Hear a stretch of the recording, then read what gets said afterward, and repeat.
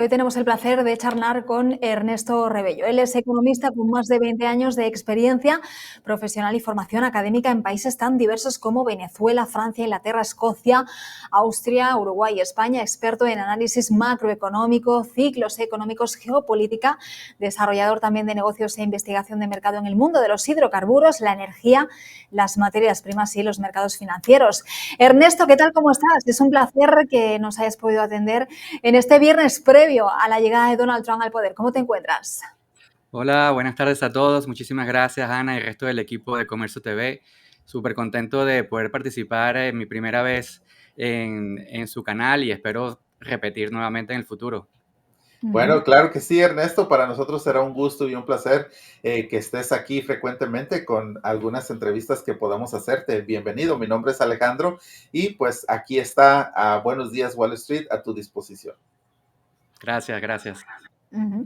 Bueno, Ernesto, vamos a hablar un poquito de Donald Trump, ¿no? A Donald Trump, para bien o para mal, lo conocemos, pero ¿qué esperas de su segundo mandato? ¿Vamos a ver una versión distinta de su primera presidencia, una versión quizás más madura o va a ser una continuidad de su primer mandato? De momento, lo que parece es una versión más amigable, más cordial, como evidencia esa llamada de última hora hace unos minutos al presidente de China, ¿no? Que el propio Trump ha descrito como muy buena tanto para China como para Estados Unidos. ¿Qué opinas?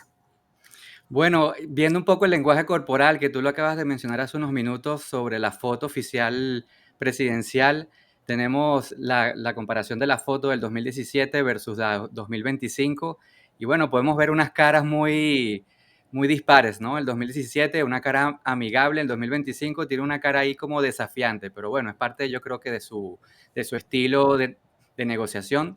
Yo no sé si esta vez va a ser más amigable o no. Yo sí creo, yo soy de la opinión de que puede venir ya con una sed de venganza, entre comillas, un poco para bromear al respecto.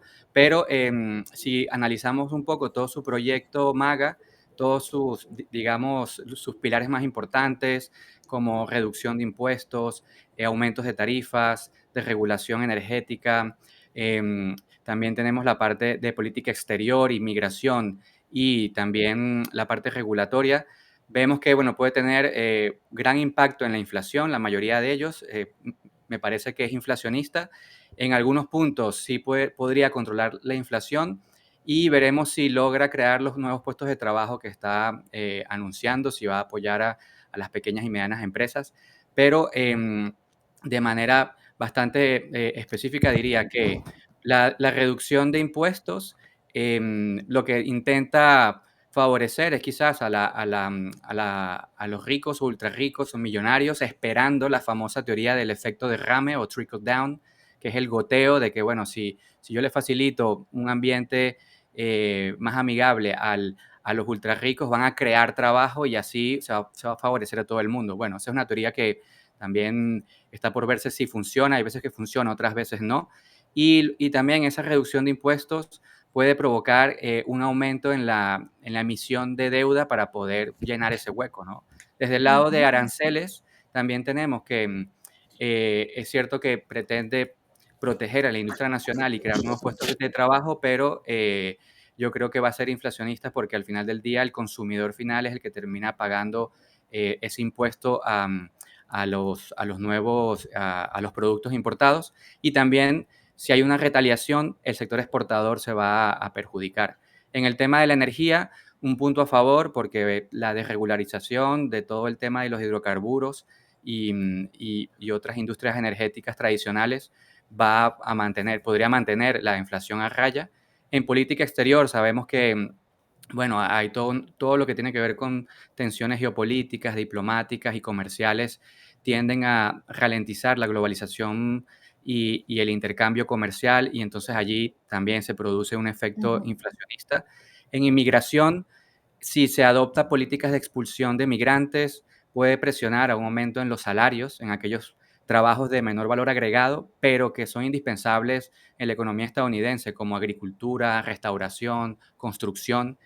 Y luego, finalmente, en la parte de regularización, hay punto a favor porque podría promover todo lo que tiene que ver con la industria financiera, de seguros y quizás otras industrias relacionadas con blockchain, bienes raíces, aeroespacial, tecnología y small caps.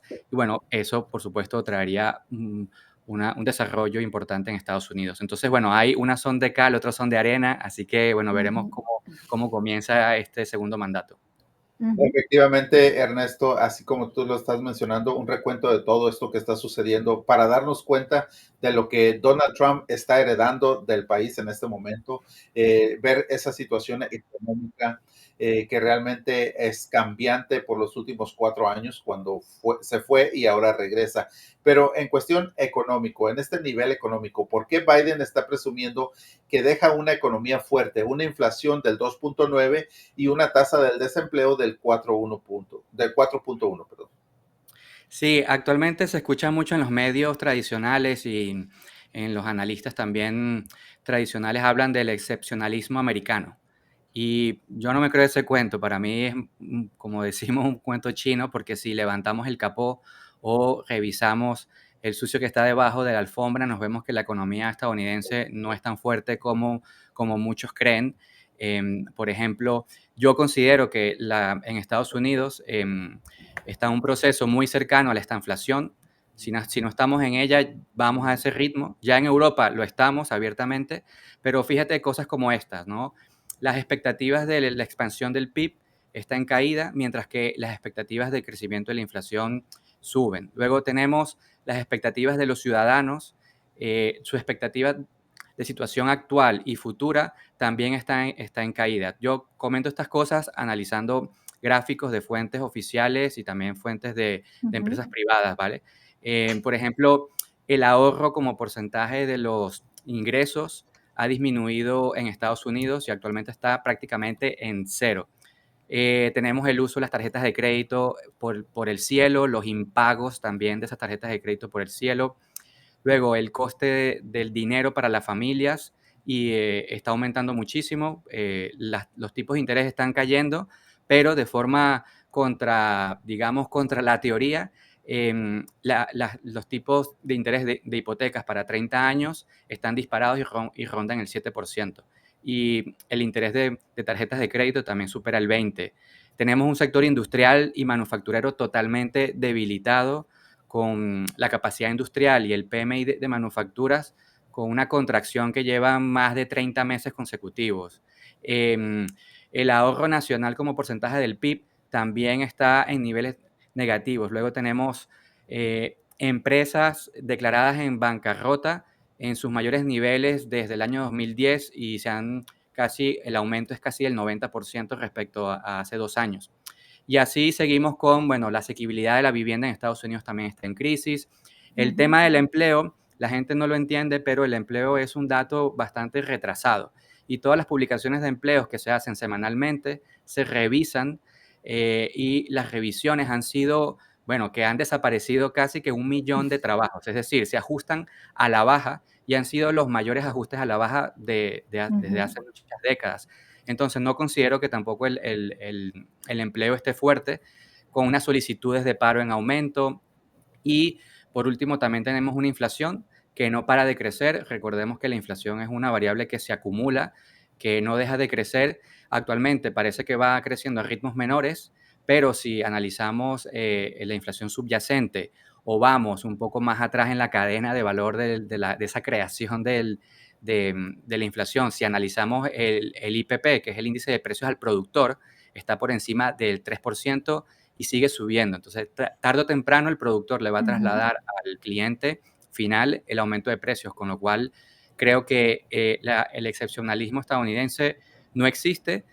Sencillamente, bueno, vemos un mercado bursátil totalmente desconectado de la economía real y por eso la gente cree que la economía estadounidense está boyante.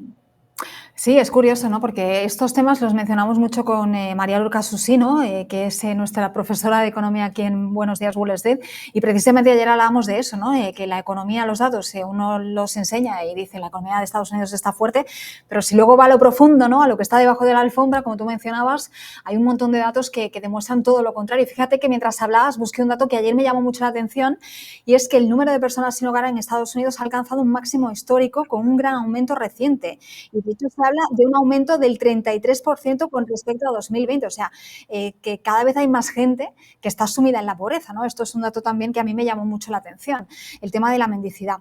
Bueno, cambiando un poquito de tema, luego hablaremos también del tema de inflación. Te pregunto, porque Joe Biden mencionó en su discurso de despedida el miércoles que se está fraguando una oligarquía, en clara alusión pues, a Donald Trump y a esos millonarios que lo están secundando, como por ejemplo Elon Musk, ¿no? Que es el que está sobresaliendo más. ¿Qué opinas de todo esto? ¿Se está rodeando bien el próximo presidente de los Estados Unidos o no? Bueno, yo considero que se está rodeando de las personas que él considera de mayor confianza, ¿no? Es evidente que esta Casa Blanca será la más rica de toda la historia. He leído algunos datos que si unimos a todos ese futuro gabinete, estaríamos hablando de más de 300.000 millones de dólares de patrimonio.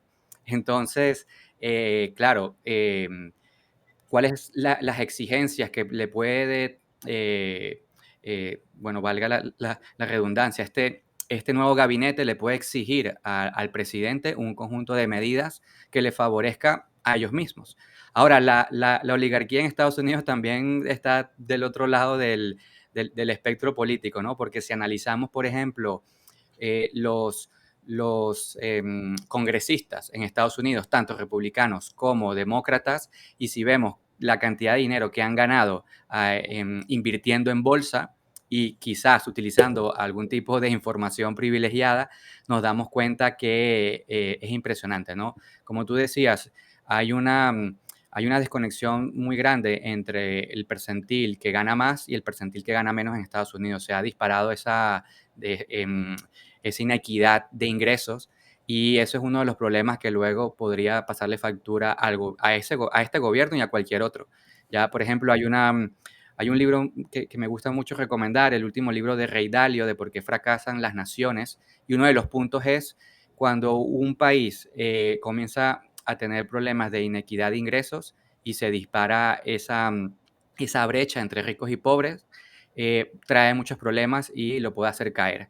Entonces, si estamos en una democracia o plutocracia, bueno, ya veremos. Desde el punto de vista del inversor, yo comento que aquí, bueno, podemos criticar mucho todo esto, pero también le podemos sacar provecho porque ese gabinete que está muy ligado al sector financiero y a otras industrias también, seguramente van a recibir grandes subsidios o grandes créditos fiscales a las empresas de donde vienen estos magnates que ahora van a ser ministros y por allí podrían haber alternativas de inversión, ¿vale? Si buscamos un poco quiénes son las empresas que han recibido más subsidios en Estados Unidos, nos podemos conseguir con empresas como Intel, Ford, General Motors, Amazon, incluso Tesla. Bueno, y esas empresas utilizarán el dinero para expandir producción o quizás recomprar sus propias acciones e impulsar el mercado bursátil aún más. Sí, qué bien. Y es correcto lo que hacen muchas veces con ese dinero que les dan en ayudas. Pero hablando propiamente de Tesla o de Elon Musk, que es su representante, pues parece que no queda del todo claro cómo funcionará exactamente el nuevo departamento de eficiencia gubernamental. ¿Crees que se puedan recortar esos 2 billones de dólares en presupuesto federal, como se espera que lo hagan?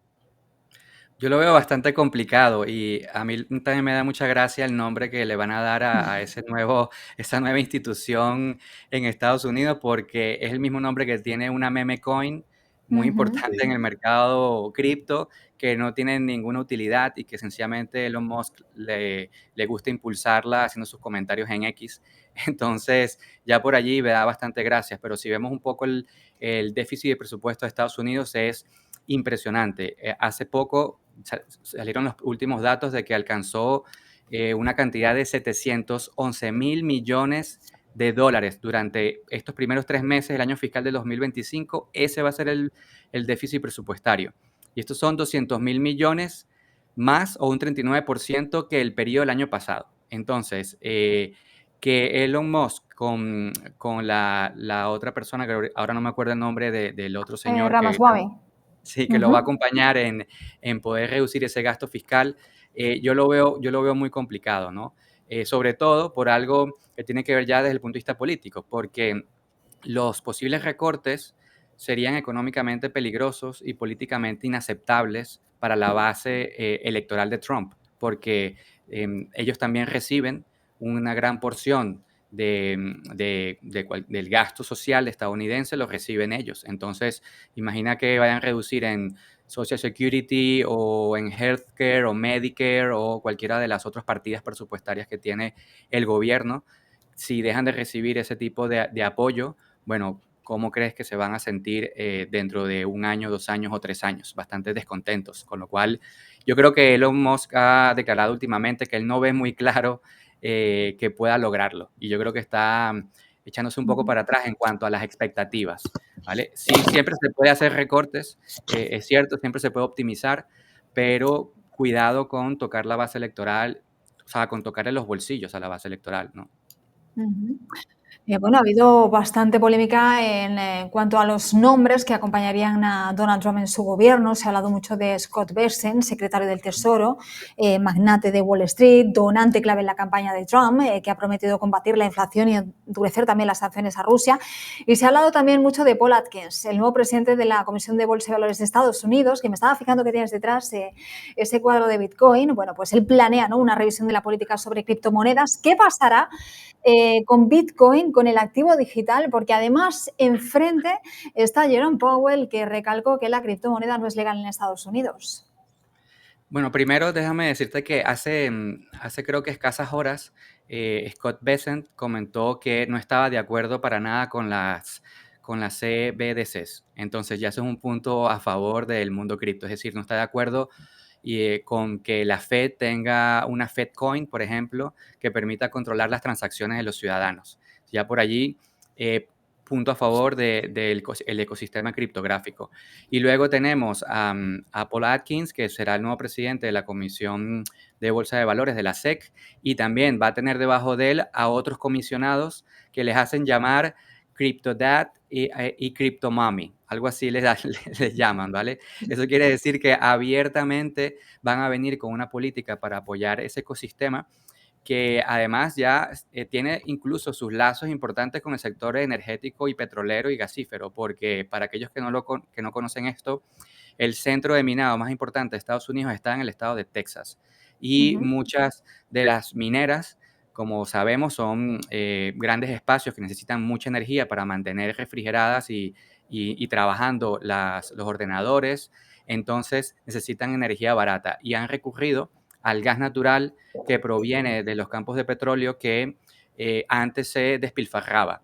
Entonces, ya hay una unión entre la vieja economía, como es los hidrocarburos, y la nueva economía, que es la industria criptográfica. Entonces, yo lo que creo es que el gobierno y las instituciones relacionadas con el mercado de valores van a intentar homologar quizás la clasificación de qué se define como criptomoneda y qué no, porque el CFTC, que es la comisión que se encarga de alguna forma de monitorear el mercado de commodities en Estados Unidos, ha declarado que el Bitcoin y Ethereum son clasificados como commodities. En cambio, la SEC anterior clasificó a todas las demás cripto como securities. Y si lo clasificamos como securities, quiere decir que para emitirse tienen que ser regulados como las acciones y los bonos. Y eso, de alguna u otra forma, ralentiza toda la industria criptográfica. Así que veremos qué trae la nueva SEC, cuáles pueden ser la clasificación que les den a las cripto, pero evidentemente va a ser un apoyo incondicional. Además, sabemos que todo el dinero institucional está entrando poco a poco al mundo cripto con el lanzamiento de ETFs. Se vienen los ETFs de Solana, de XRP, quizás Litecoin, Hedera y otros, ¿no? Entonces, el panorama para mí está totalmente libre para que tanto el Bitcoin como todo el resto de las criptos puedan florecer en Estados Unidos con, digamos, una regulación amigable y de allí a alguna aceptación como reservas estratégicas puede ser. Primero creo que van a comenzar ciertos estados dentro, dentro del territorio nacional aprobando legislaciones y luego quizás el último que quiera tomar la decisión será el propio Estado federal a ver si decide tener una reserva estratégica de Bitcoin, pero las malas o buenas lenguas dicen que desde el día 1 parece que va a anunciar de que algo va a suceder grande con respecto a ese tema. Veremos qué anunciarán el día 20 o 21. Efectivamente, estaremos muy pendientes de qué es lo que va a suceder con las Bitcoin, cómo van a ser de recibidas, ¿verdad? Cuáles son las que podrán tener ese mejor desempeño. Pero cambiando un poquito acerca de lo que es la Reserva Federal, hemos visto que Donald Trump y Jerome Powell pues no han tenido muy buenos encuentros, han hablado uno de otro, pero ¿qué pasará o cómo van a ser esos encuentros posteriormente ya a partir del día lunes cuando Trump llegue a la presidencia, sobre todo si la inflación continúa en aumento y la Reserva Federal se ve obligada a reducir esas expectativas de recortes? ¿Cómo crees que se va a manejar esto? ¿Cuál será realmente la relación definitiva?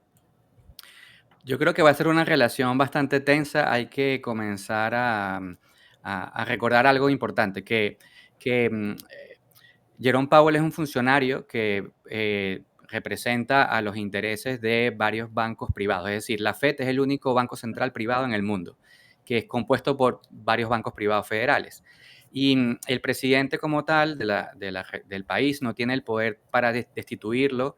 Entonces, y de allí viene el tema de la autonomía de poderes. Ahora, Trump ha comentado que él quisiera o estaría, sí, dispuesto a presionar para hacer algún cambio legislativo que le permita tomar el control y decir quién puede ocupar esa silla. Entonces allí se rompería un poco con esa autonomía de poderes entre el Banco Central y el gobierno y el Poder Ejecutivo. En cualquier Correcto. caso, Trump necesita a una Fed que relaje los tipos de interés y a y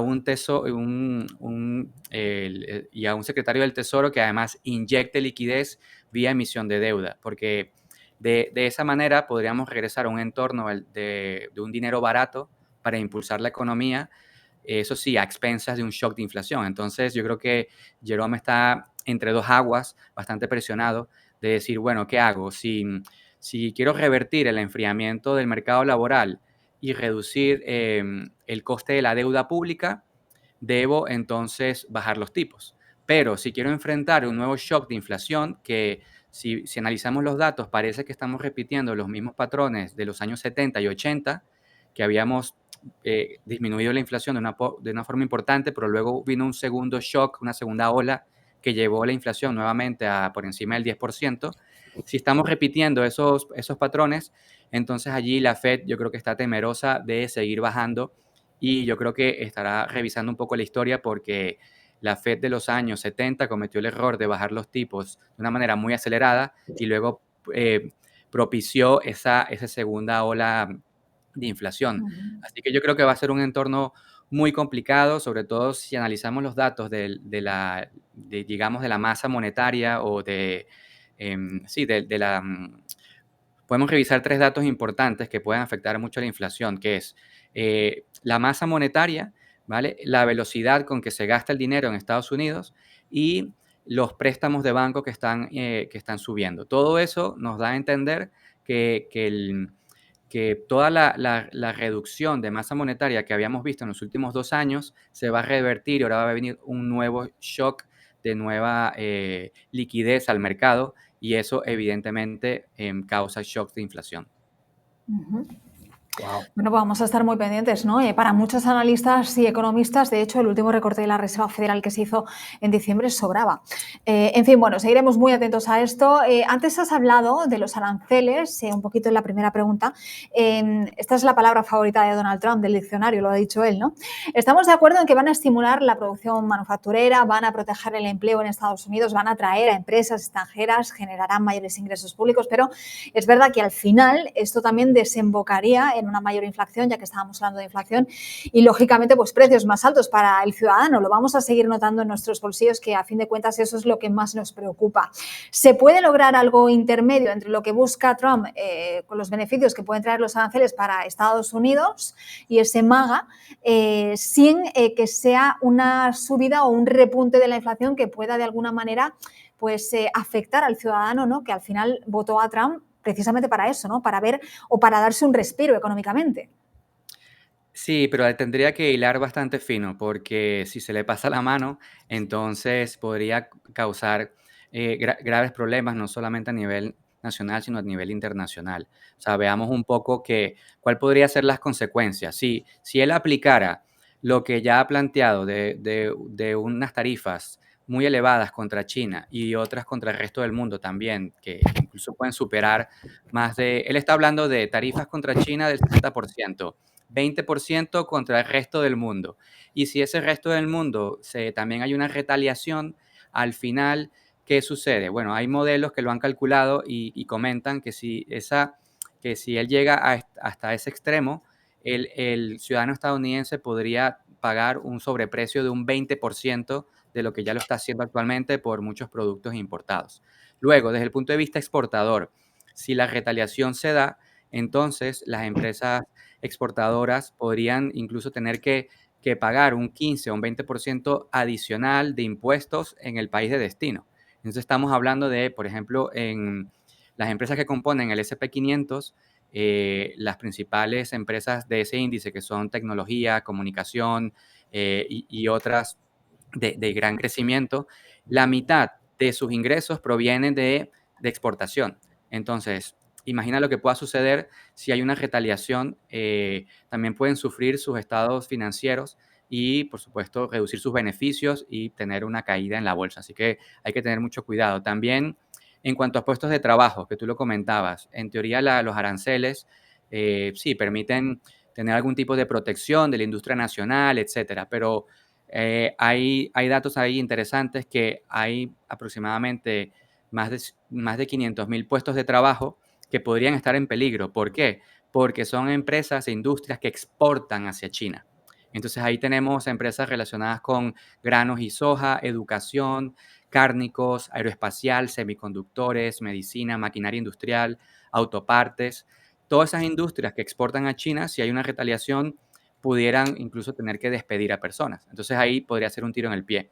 Y lo que te estoy comentando en cuanto al incremento de la inflación no es nada descabellado, ya lo hemos tenido antes. Recordemos que Trump inició todo este tema arancelario en el 2000, finales de 2017, 2018, y luego Biden siguió con eso, incluso lo convirtió también en un arma de guerra, ¿no?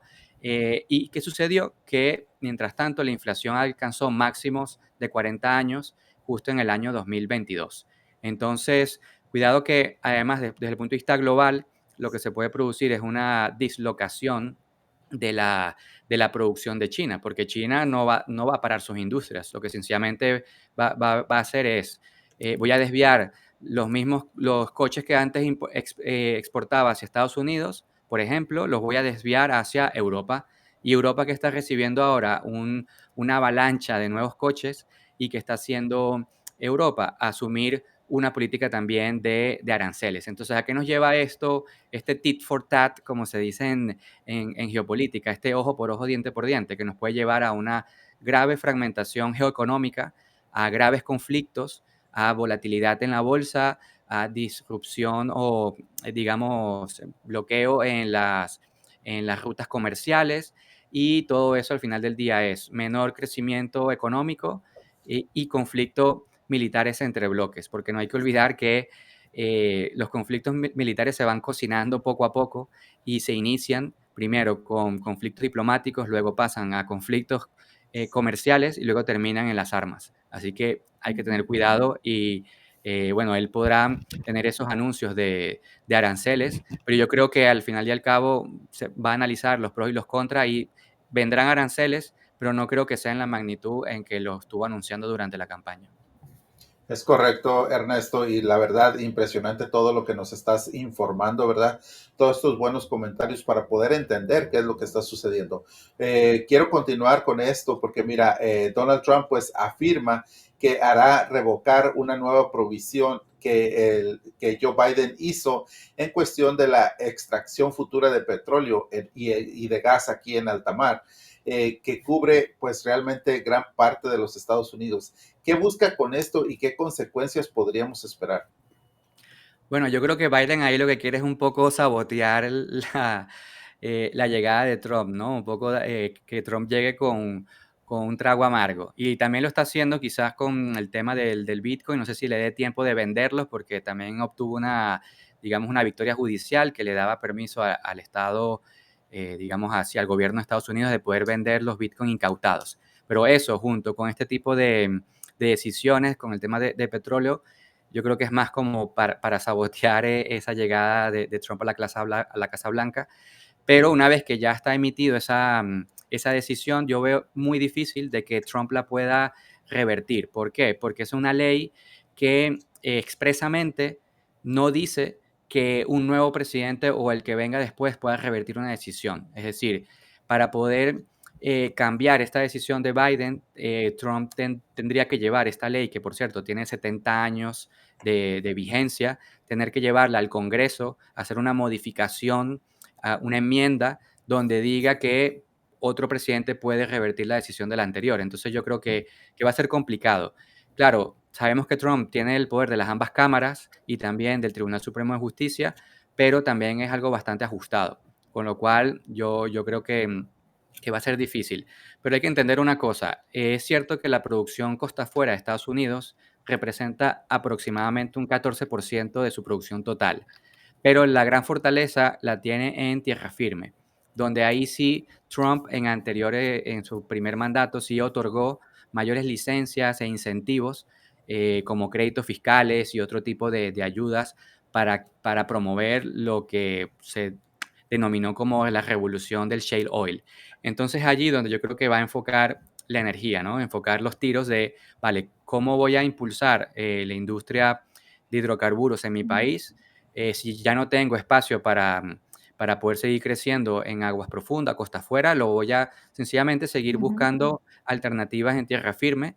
Y bueno, en este año 2025 se espera que Estados Unidos sea el principal país en añadir mayores barriles al mercado. Se espera unos 800,000 barriles diarios adicionales, de los casi ya 13 millones diarios que ya producen. Wow. Entonces, a ver, el tema es que cualquier producción adicional no necesariamente se refleja en una caída en el precio de la gasolina, porque la gente cree que si cae el precio del crudo, va a pagar menos por la gasolina, pero en el medio están las empresas refinadoras, que también comen y también necesitan facturar. Entonces, no Tenemos es, ahí no es tan directo. un triángulo, Sí. efectivamente. Bueno, Ernesto, oye, ha sido un placer charlar contigo. Nos quedaríamos aquí charlando por horas, pero bueno, ya sabes que el tiempo en televisión apremia, así que tenemos que hacer una segunda parte una vez ya Donald Trump esté en el poder. O sea que a partir de la semana que viene, ahí te citamos para otro día si te lo has pasado bien con nosotros. Pero antes de irte, por favor, tienes una masterclass y dónde te puede encontrar la gente para que todo el mundo siga aprendiendo de todos tus conocimientos financieros. Sí, muchísimas gracias por la invitación. Me pueden seguir en LinkedIn y también en Ujú, Instagram. En Instagram también estoy. Ahora, si quieren acceder a la masterclass, también a través de LinkedIn me pueden contactar. Esta fue una clase que hice hace apenas 2 días con todos estos elementos, pero con muchos gráficos, ujú. imágenes y todo esto para entenderlo mejor. Y ahí, bueno, yo intento explicar cuáles pueden ser las alternativas de inversión en lo que yo llamo la era del desorden y de Trump 2.0, que Ujú. evidentemente hay graves riesgos, pero también hay oportunidades para el inversor. Perfecto, bueno, pues ahí estaremos. Oye, Ernesto, muchísimas gracias. A ustedes, feliz tarde. Que tengas feliz Ujú. tarde tú también, Ernesto. Nos vemos muy pronto. Saludos. Feliz fin de semana. Igualmente.